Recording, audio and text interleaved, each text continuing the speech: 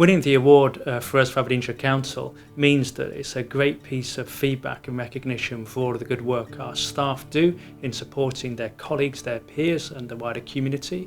It gives us an added motivation to continue our journey in terms of making sure we're doing everything we can do to support reservists, veterans and their families and cadet adult volunteers across the area as best we can, and to shout loudly about it as well, to encourage others to do their part as best they can do as well in supporting all these brilliant people.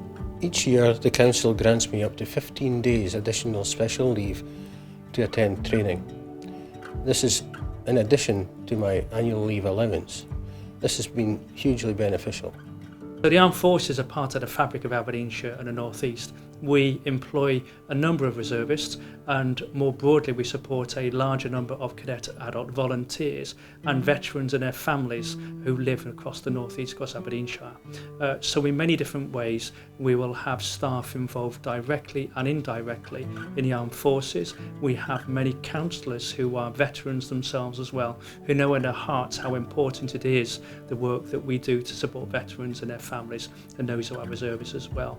So in many different aspects of our day-to-day work, there will be people involved in the Armed Forces there at the heart of our activity.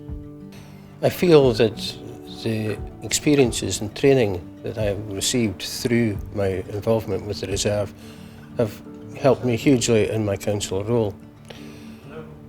Team working, management and dealing with other people are among these.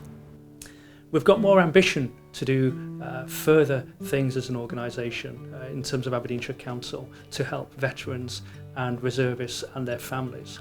We want to make more contacts and have more working approach with cadet organisations to help those cadet adult volunteers in their good work that we want to see happening around us across the North East. We want to engage more with veterans to host some new meetings with them, with the different associations they have, so we really understand what it is that we need to do more than we do now to support them and their families when they're settled back in the North East. And in very simple terms, we want to continue to promote and to shout loudly about the work we're doing to encourage other partner organisations that we work with and alongside here in the North East to play their part as well. Aberdeenshire Council is armed forces friendly, and we are very much aware of the skills that military personnel bring to the workplace. And so we are absolutely delighted to be able to employ and recruit military personnel. So Aberdeenshire Council, on the back of achieving this recognition, is going to shout as loudly as possibly we can do to let everybody know the great benefit that we've had as an organisation in terms of being involved in this scheme. We're going to advocate for as many people as possible to sign up to the Armed Forces Covenant and to help them get on a journey we've been on, which has been so positive for us. We want to encourage other employers, public and private sector within the North East and Aberdeenshire to follow our lead and get involved in this scheme. We're going to make an active contribution to the different groups and associations that we have across the reservists, both led by officers and by councillors, playing our part in leading the organisation and working arrangement in that support for reservists and volunteers in a broader way we can do.